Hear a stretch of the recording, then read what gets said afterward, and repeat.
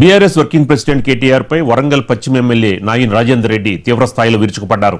కాంగ్రెస్ అగ్రనేత రాహుల్ గాంధీపై కేటీఆర్ చేసిన వ్యాఖ్యల్ని ఆయన తీవ్రంగా ఖండించారు.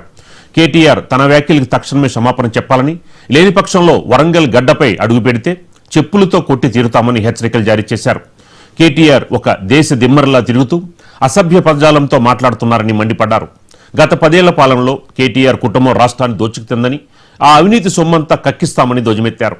ముఖ్యమంత్రి రేవంత్ రెడ్డి కక్ష సాధింపు చర్యలు వద్దని వారించినందుకే ప్రస్తుతం తాము సంయమనంతో ఉన్నామని, పరిమితులు దాటితే తగిన శాస్తి చేస్తామని నాయిని హెచ్చరించారు.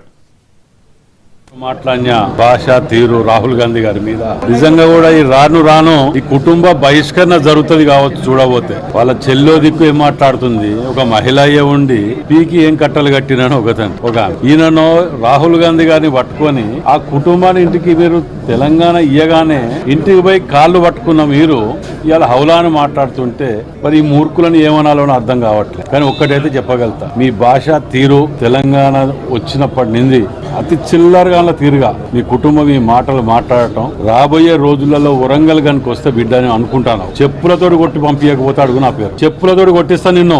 రాహుల్ గాంధీ కుటుంబం గురించి ఏమి తెలుసు అని చెప్పి నువ్వు మాట్లాడుతున్నావు. ఎక్కడున్నావు నువ్వు? తెలంగాణ ఉద్యమం అప్పుడు ఎక్కడున్నావు నువ్వు? అప్పుడు అధికారులను అట్లా తిట్టినావు. ఏమి బతుకురా మీది? మారాదిగా బుద్ధి, సిగ్గు, శరం, లజ్జ ఇంకా రావట్లేదా మీకు? ఇంతమంది చేసినా కానీ నోటికి ఏదొస్తే అది మాట్లాడటమేనా? సంస్కారం, సభ్యత లేదు. నేను తిట్టలేకనా?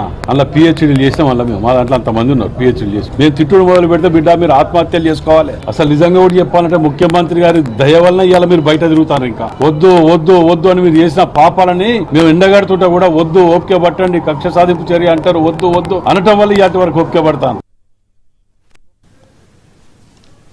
చిత్తూరు జిల్లా పుత్తూరు ప్రభుత్వ బాలికల ఉన్నత పాఠశాలలో ఘోరం